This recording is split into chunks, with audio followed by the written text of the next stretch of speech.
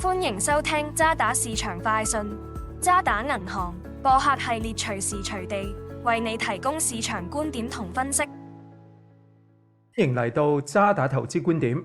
臨近半年結，環球股市吹淡風，美股納斯達克指數連跌5日，上星期累跌超過4%。亞洲股市沽壓更加大，南韓首爾綜合指數星期五再跌超過半成。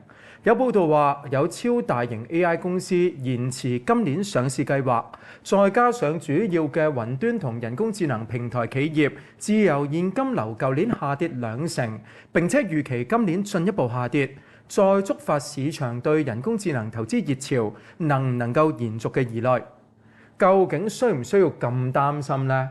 首先就係佢哋發債嘅市場反應仍然好好。第二就係大型科技企業嘅核心基本因素依然穩健，科技巨頭嘅債務股本比率保持喺大約0.43倍嘅相對溫和水平，而且隨住人工智能變現嘅規模擴大，現金創造能力有望恢復。超大規模雲端服務商嘅預測顯示，收入同資本開支之間嘅差距將會喺未來幾年大幅收窄。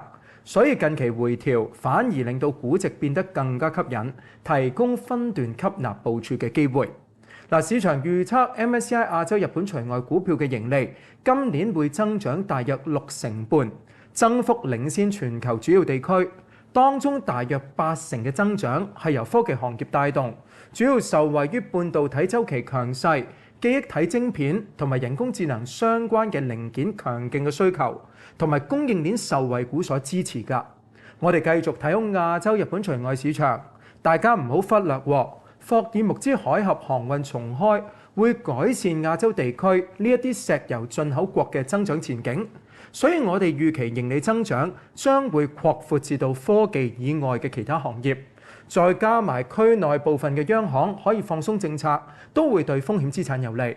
市場短期波動可能會加劇但係基本因素仍然正面。下半年亞洲股票仍然值得超配。今集時間到呢度先，下個星期再見。